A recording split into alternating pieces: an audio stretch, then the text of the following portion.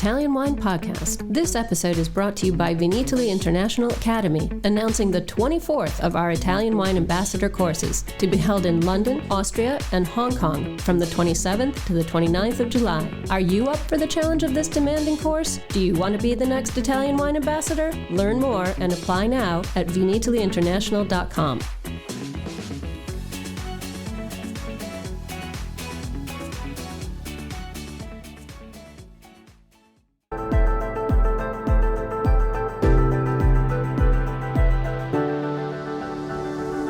Welcome to the Italian Wine Podcast. I'm Cynthia Chaplin, and this is Voices. Every Wednesday, I will be sharing conversations with international wine industry professionals, discussing issues in diversity, equity, and inclusion through their personal experiences working in the field of wine. If you enjoy the show, please subscribe and rate our show wherever you get your pods. Hello and welcome to Voices. This is Cynthia Chaplin, and today I have the enormous pleasure of having Alice Feiring with me.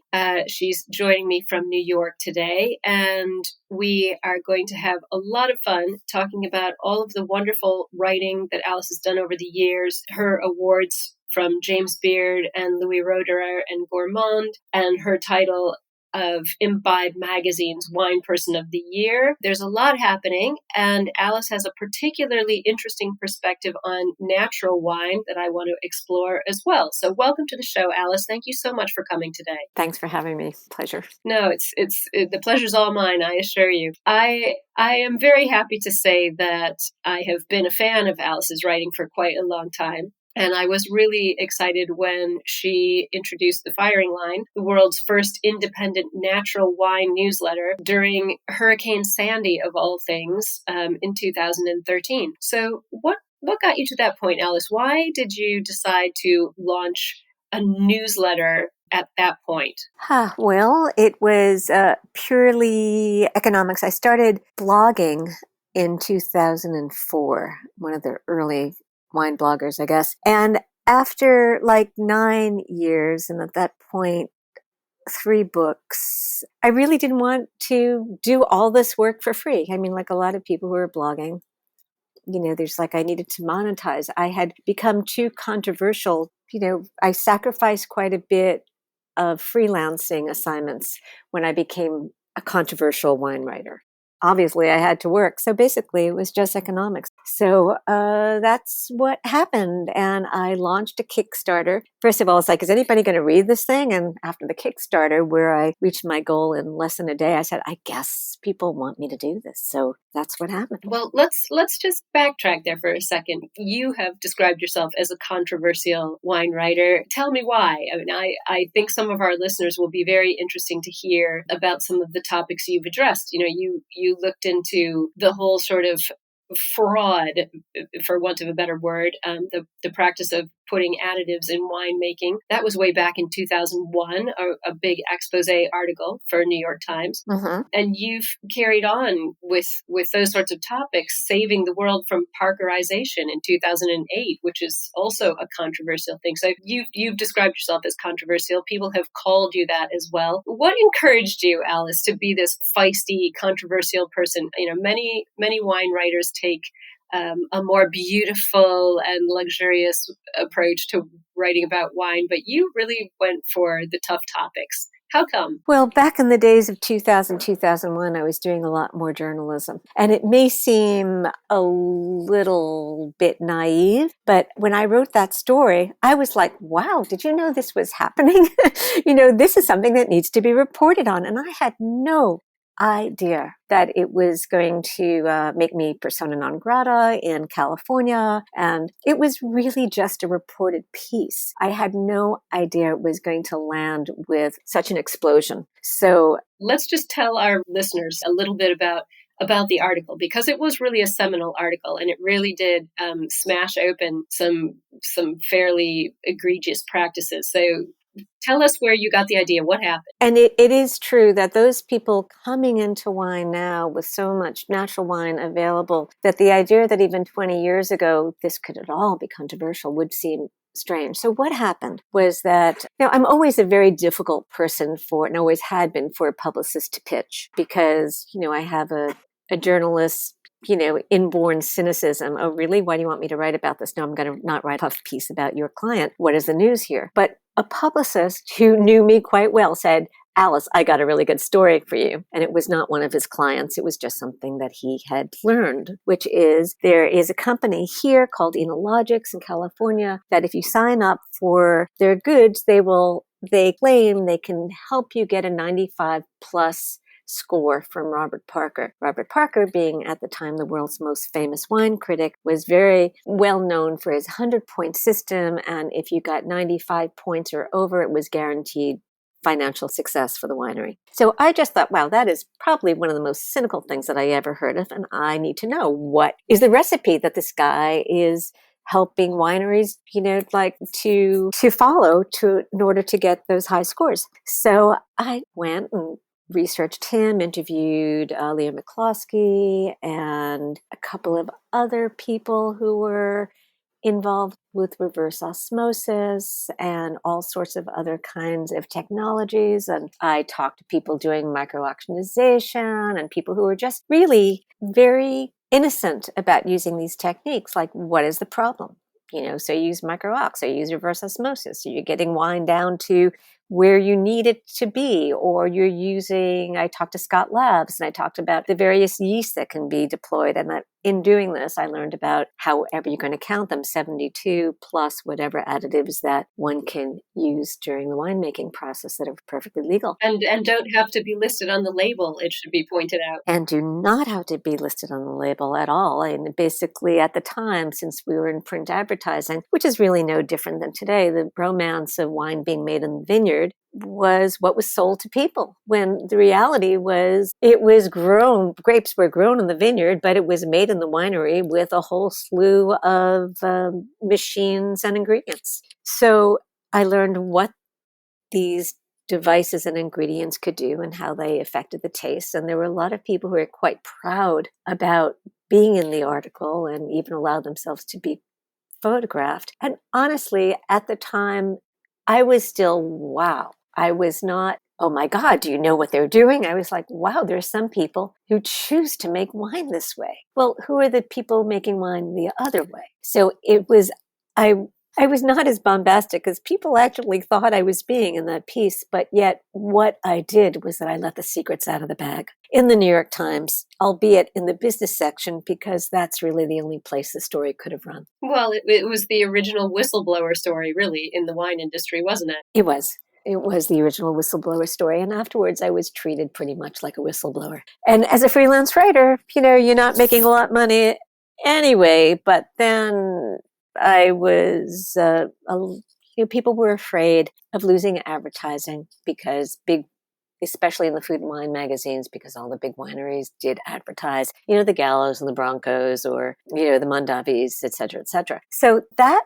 was basically the reaction, how people were not, very naively. I was like, wow, people are going to be really happy to hear the story. Well, yeah, some people were, but most people were pretty horrified. And that reaction of horror made me realize I was onto something. And so I just started digging deeper and deeper and deeper and finding out what was behind it and why the fear and who were the people making wine differently. And I embraced it because when you, as a journalist, if you're on the scent of truth, you don't let it go. Absolutely not. Absolutely not. And I think a lot of your work in those days went a long way towards defining what, quote unquote, natural wine means. And, you've done a lot of work with discussing terms that are thrown around pretty casually, even now, organic and things like that. So what was the next step after this article? And you're being,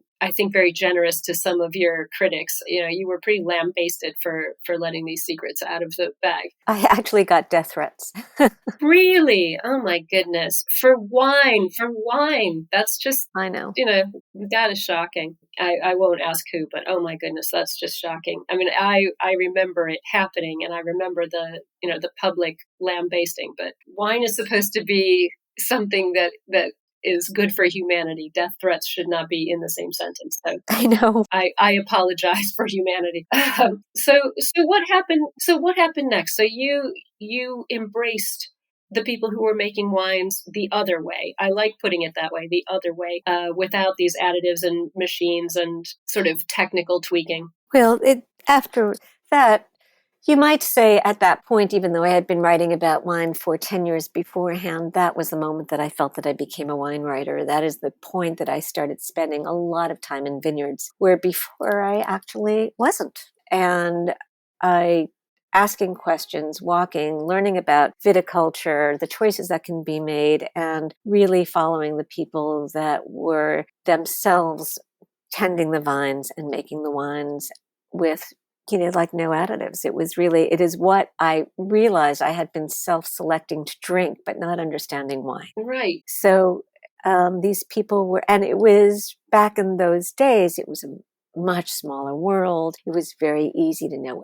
everything and everybody. And it was very exciting because it felt like a secret little world, even though I was doing what journalists do, is tell everybody about the secret little world. Because people should know these wines needed to be available. These wines needed to be understood. And that's what I did. I started, so that was 2001, 2003, 2004, 2000.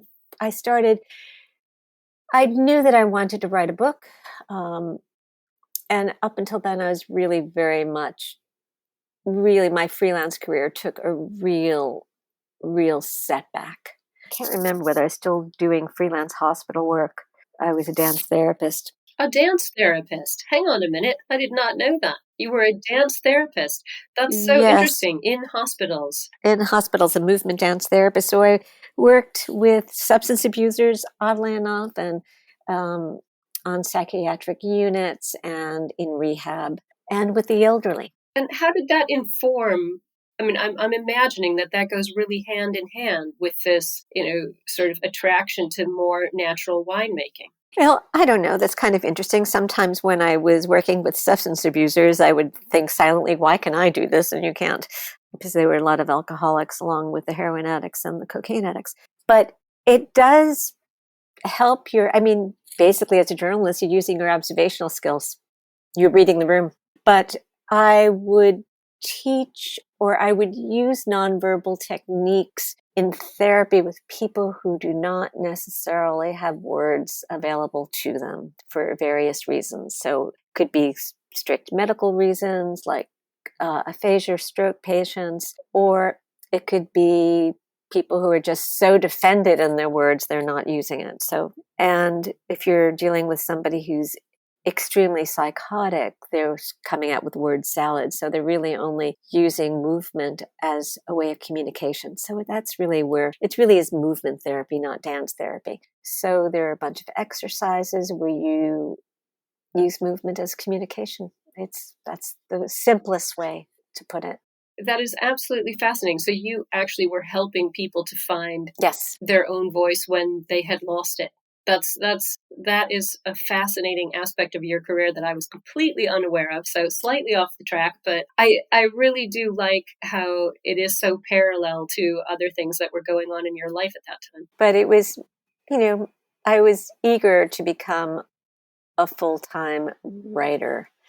And I didn't know if that was ever going to happen. So I started the blog thinking I'm going to take notes on the blog. And out of taking notes on my blog came my idea for the Battle for Wine and Love, or How I Saved the World from Parkerization. It was, it's an interesting story. I was just going to write a book about natural wine, or we didn't call it natural wine, about these real wines. And an agent turned me down saying, this isn't the book that you want to write. And I got and so, I can't do anything with this book. And she was very nasty to me. And I got very angry. And I got angry at myself and at her. And I remember going home saying, to hell with that. She's right, though. This is not the book that I want to write. I'm going to write the book that I want to write. So it basically gave me the license and the drive to write a book in my own voice. I didn't think that anybody wanted my voice. Like, who was I to write a book in first person about my journey? Like, I felt I hadn't earned it. But I formed this idea of how the wines that I loved were being robbed from the world, how they were becoming extinct. And so who was behind it and what is being done about it?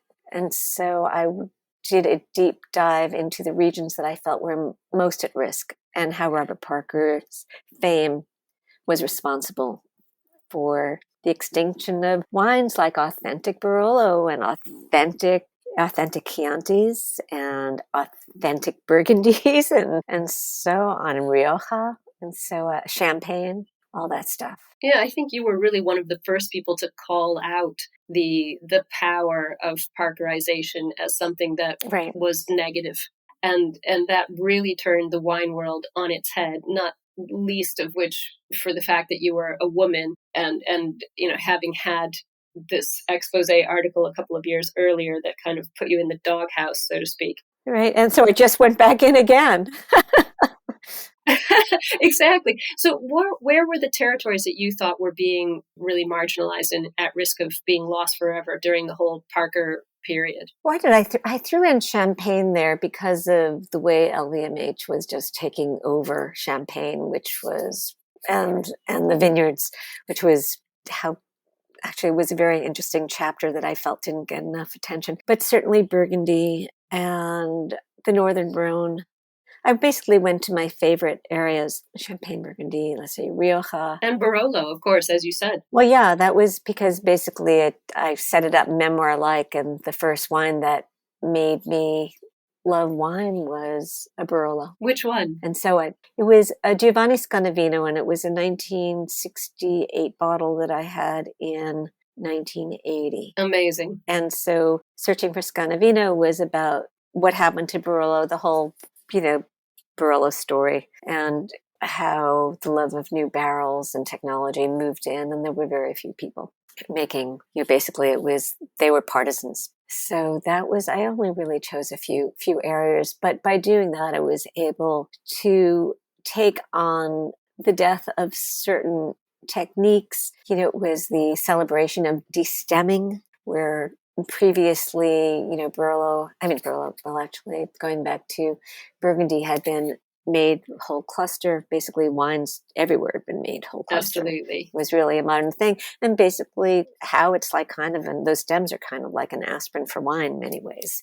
It's good in hot years, it's good in cold years. And how they just make it ageable. But so I didn't take on the world.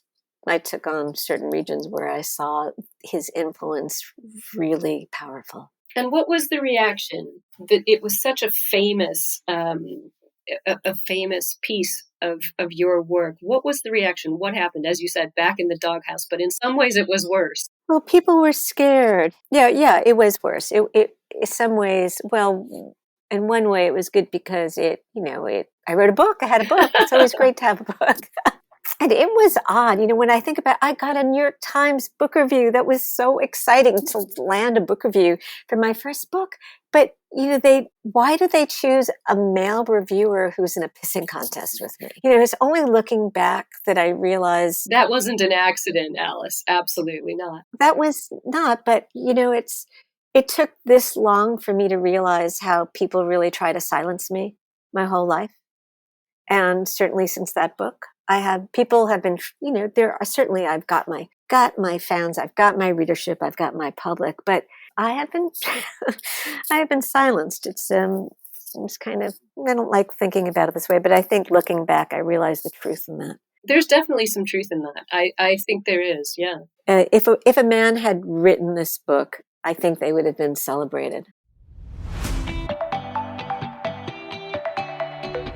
Thank you for listening to Italian Wine Podcast. We know there are many of you listening out there, so we just want to interrupt for a small ask. Italian Wine Podcast is in the running for an award, the Best Podcast Listening Platform, through the Podcast Awards, the People's Choice. Listener nominations is from July 1st to the 31st, and we would really appreciate your vote. We are hoping our listeners will come through for us, so if you have a second and could do this small thing for us, just head to ItalianWinePodcast.com from July 1st to the 31st and click the link.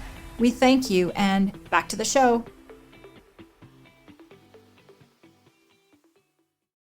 That's a very interesting sort of theory to posit. If a man had written that book, what would have happened? I suspect you're absolutely right. The reaction would have been completely different. Right. And you weren't really in the wine world other than as a wine journalist. So I suspect that had something to do with it as well. You weren't a sommelier or a master of wine. So they went after you with all those guns. We were in 2008 when the book came out. We were in the pre-celebrity sommelier zone. So thank God, the good old days. I know the good old days, when I could see it coming. I said, oh, sommeliers aren't chefs, but now sommeliers are chefs. But it was like most of my work, oddly enough, it has a big impact, but the book didn't sell very much. And possibly, I think it's because unless you're writing a beginning wine book, people don't want to read about wine. That's interesting as well. Do you think that's still true today? It's very much true. That's very interesting as well. I work for an organization that, of course, publishes wine books. And the fact is writing wine books is not a money-making proposition at all. Right. So, but you kept on. I mean, you brought out Naked Wine just a few years later. Right. And just a few years later, and when you look at it, it seems like I've had a book every 2 to 3 years. Every 3 years, I guess. I'm a writer. I mean, what are you going to do? I keep on thinking about what else I can do, but I don't think there's... Well, I think you're very good at what you do. I don't think you should change track at this point. Let's talk about Naked Wine for a minute, because that was really a seminal work and still is viewed that way by a lot of people in the industry. Thanks. It was really quite remarkable that it came out for a second time. They just put out a different version of it recently. I was like, wow, okay. I wrote Naked Wine. It came out in 2011. And the reason that I wrote it is that I could see all the controversy around the new natural wine and how big companies were going to co-opt it and make watered down natural wine or industrial natural wine. And I felt the origin story needed to be out there. Absolutely. So true. So, I mean, thinking, okay, this book is going to sell, this one can be a textbook, which I think it should be a textbook in UC Davis. I don't know why it's not. I know both the Battle for Wine and Love and Naked Wine is taught at Slow Food University, but so that's it. It's the origin story. I think a lot of wine students who are doing, self-study refer to your works a lot more than you'll ever know. I certainly did. That is good to know. Thanks. Yeah, I felt like it was a moral obligation to put it out there. So when they start messing up the other wines, when the industrial wines come for us, there will be a book that people could reference about what it meant, what it was, and why it was threatening. Exactly. So why was it so threatening? What's your opinion? Why, what was the underlying problem that people felt so scared of this concept about? Well, I think it's, basic business. If something is being called natural, that means the alternative is not natural. Though I think that's wrong. I think there's natural enough. But everything in this world is black and white. And the big companies who are then going to be, oh my God, if we have to go to an ingredient list, we're going to be outed. Who's going to want to buy a wine? Well, you could say who wants to buy a food with a long ingredient list, and there's still a lot of fast food being sold. So I think there's always a market for that. But that's basically it. If something is natural, that means something is not natural. And, like authentic beauty is always, anything authentic is always challenging someone who is making a living off of fabrication. Yep. Exactly. And I think people are frightened by someone who is willing to stand up and challenge that, because they generally do tend to be wealthy, successful, large corporations.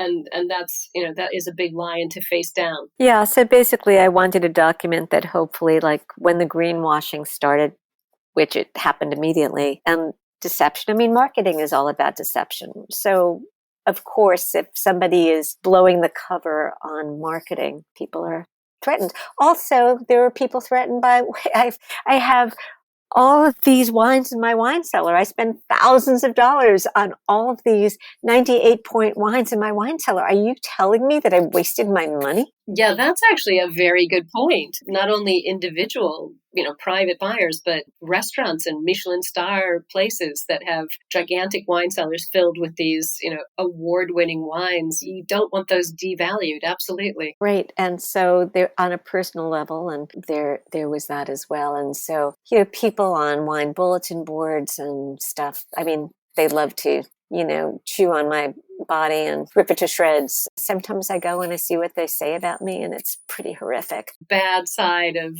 internet, and everything is available whenever it's 2 a.m. and you want to chastise yourself. Well, I'm going to go for one of the higher points. So in 2013, after Naked Wine, you were named Imbibe Magazine's Wine Person of the Year. That had to be a really good moment, like of validation, considering it was sort of everything that had happened in the past, just few years from 2001 with the expose article up to 2011. That's only a few years. And then to win Wine Person of the Year, how did that change your perspective, or did it? Well, it made me realize that the tide definitely was changing, that there were people out there, a lot of people who wanted something different. They get a lot of validation. You take what you can get, and that was lovely. I was a Wine Person of the Year. How lovely. Nothing changed. I think that I was speaking to the trouble. And I think my whole life, my wine writing I've been wanting to reach an audience outside of wine. I've been trying to show people that they should take wine seriously. If you're not drinking wine, you take a look at this world. It's fascinating. You want part of this. And I've been always trying to get a readership that wasn't just in the wine world. I'm a wine educator, so I do love the aspect that wine has something for everyone. My husband doesn't drink, but he loves the story of wine and the long thread through all the cultures around the world and all the way back to, very beginning of humanity. And I think that's something that does get lost in most wine writing. You're absolutely right there. People get very caught up in the aromas and the characteristics, and they forget the storytelling. Yeah. So next after that came Dirty Wine Guide. We went from Naked Wine to Dirty Wine Guide. What was the movement there? What was the progress? Well, after Naked Wine, I'm going to tell you the real story about that. Tell me the real story. That's what we want to hear. So I didn't want to write wine books anymore. I mean, I couldn't afford to. I mean, people weren't reading them. People weren't buying them. And I wanted to go back to writing. I was trying to sell a memoir about escaping a serial killer. And my then agent tried to shop it around. He wasn't wild about it. He shopped it to somebody, I forgot which publishing house. And this guy said, "We don't want this kind of writing from Alice. We want another wine book." And I got really pissed off. And I was like, "Okay, you want another wine book? I'm going to write a proposal for a wine book that's so geeky you will never be able to sell it." Backlash. Right. And this is the wine book that I didn't want to write. And I thought, I'm only going to write this for a big advance because it was going to be a pain in the ass to write and very technical. But there are there's some books on wine geology, but they're geology books. They're not about how it affects the vineyards or the wines that we drink. And as wine drinkers who love soil conversations, this is the book that we wanted. So that's the book that I proposed. And it was a hard sell. And it probably was a hard sell because Naked Wine didn't sell very much. And actually, I was offered a ridiculous advance. Absolutely insulting, ridiculous advance. And I remember I said, "Forget it. I'm not writing it. You can, go to hell, Peter." That was my agent. And I said, "I'm not doing it." And I'm screaming at him. He's like convincing me that I'll make it back on royalties. This is a guy who had a 10-room apartment on Madison Avenue. And I'm in a 5-floor walk up on Elizabeth Street. And I'm screaming at him, "You want to give me the money to live for a year? Yeah, then I'll do it." And I'm screaming at him, "You do it. You take the money. You write the book." It was only then that he went back and he demanded more money. It's quickly, he got more money, enough that I thought, okay, fine. That's when Pascaline said, "I'll help you with the book. I'll be your research assistant. I'll be there with you." And Pascaline Lepeltier said, "Just, give me some book credit." And so that's the way I did it. Well, and it's a great book. Again, I mean, your humility is shrouding the fact that Dirty Wine Guide, as you said, is about subsoils and geology and vineyards and things. And Pascaline Lepelletier is a master somm, so it was a great combination. But I think that book was probably the first, if not potentially still the only comprehensive sort of geology book relating to wine that's in English. I mean, here we work with Professor Attilio Scienza, who does a lot of wine writing about geology, but it's all in Italian. So luckily I speak Italian and read Italian, but even I find it very hard to plow through that. And Dirty Wine Guide was very different from that. I mean, what approach did you take towards this book that you didn't want to write in the first place? Well, that I wanted it to be readable. I wanted to be a good read. I wanted to give people enough science that scientists wouldn't be pissed off at me. Yep. And enough accurate science, but just enough to give a drinker some tools to have fun and to look at, oh, you know what? I think I like wines from granitic soil. Let's go and figure out. And and to actually say, you can't draw the linear wines from granitic soils are going to have that salty edge. You can't do that. However, there are some generalities that you can say it could mostly. It depends on how the soil is farmed, and it depends on climate and winemaking techniques. And that's why there's so many variables. However, if you drink enough, all of a sudden you go, because personally, I love granite. Love, love, love granite. Yeah. Well, and I think that book gave a lot of people who weren't, sort of intense wine students, gave them a tool to understand, I like wines from this type of soil, so I'm now going to look around the world and see where that soil is, and I will try some new wines from different places because I suspect I will like them. That was a connection that no one had made before. Well, that's a connection that we lost. That's another kind of thing that I've been beating the drum about. And I think this is in my foreword, when the whole, we used to call them fighting varietals, came out. Basically, we're selling a wine by Merlot and Pinot. And when people started ordering by grape, we lost the sense of place. And basically, we set up this thing where wine can come from anywhere and just drink a grape. Well, that's not the way I started drinking. That's no fun. No, and that's not the way that that I like to drink either. I love wines that speak of their home. Well, I like this because it's kind of coming full circle. So you gave the voice back to the grapes and to the places they were from, rather than, as you said, people were just blanket ordering, I like Merlot, I'll just have that, and not really listening to that backstory. So that I like the fact that happened in that book. I'm just gonna, before I let you go, I just want to ask you what you think now about natural wine. You've said it's a process and a philosophy, and it nowadays it comes in all shapes and sizes, and it's not all cloudy and fizzy and tastes like cider vinegar. What do you think the future of natural wine is now? Because it is a thing. I'd say it's a trendy thing. People have jumped on that bandwagon. I like the word you used before, sort of the greenization of wine. What do you think the actual future of actual, true, honest, natural wine is? Well, we are in transition right now, as we have been in a period of transition for a few years, with the popularity, with the new generation of wine drinkers coming into this wine for the first time, and this is probably their only experience with wine. So we're at a point where natural wine is still being reduced to style, seeing a lot of clear bottles, not the best thing for natural wine, so people could show off the color and entice the drinker. Also a lot of sloppy winemaking.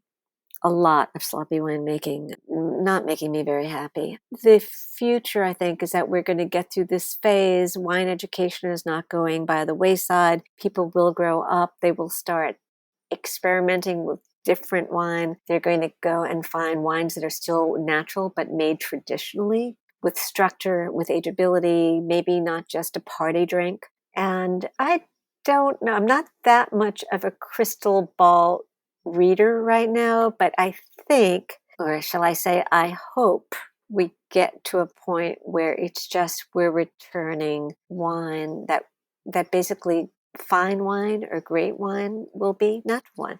It'll just be made traditionally, and natural wine will be, maybe it'll just be referred as 0.0 instead, just no sulfur at all. Maybe it'll be just low sulfur. I'm not quite sure.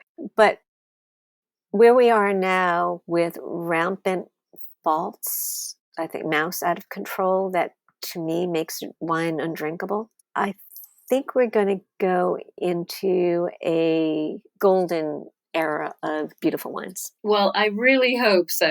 I really, really hope you're right. I would love to see that happen, particularly in Europe, where the history behind these wines is something that people know more about now than perhaps they did in the past. Yeah, I hope so. In the book that comes out in August, it's kind of funny, and I'm hoping that's where I see wine going. I make a point that, all the books are all the wines that are mentioned in the book are natural just because that's what I drink, but not all of them are hardcore natural. It's not really a natural wine book. So what is this book coming out in August? Everybody will be on the edge of their seat right now. Okay. So it's called To Fall in Love, Drink This. And it's going back to my let me get people to read about wine. So it is a memoir in 30 essays. Oh, wow. And so when I talked about writing a memoir about the serial killer, we have two essays about the serial killer in that. But every essay has a wine essay attached to it. So the first one is about my grandfather teaching me how to smell as a little girl, but also about the loss of unconditional love. And the wine essay attached to that is about aromatic wines. Right. So basically, you read all about smelling and like how evocative that can be. It is, so evocative. It's sort of a celebration of wines made from Muscat. Who does that? Who has the nerve to celebrate Muscat? Honestly, no one. So hopefully, I'm hoping that it gets reviewed as a memoir, and as well as in the wine world, and just a general memoir that can entice some people to explore wine in a different way. Well, I am looking forward to that. I can't wait to read it. And I'm so grateful you took time out of your day to talk to me today, Alice. Thank you so, so much. Thank you. Hope to meet you. Me too. I'm looking forward to that. I haven't been in Verona in a long time. We'll get you back here soon. We will get you back here. Okay, great. So thanks a lot. All righty. Bye. Bye-bye. Thanks for listening to this episode of Italian Wine Podcast, brought to you by Vinitaly Academy, home of the gold standard of Italian wine education. Do you want to be the next ambassador? Apply online at vinitalyinternational.com for courses in London, Austria, and Hong Kong, the 27th to the 29th of July. Remember to subscribe and like Italian Wine Podcast, and catch us on SoundCloud, Spotify, and wherever you get your pods. You can also find our entire back catalog of episodes at ItalianWinePodcast.com.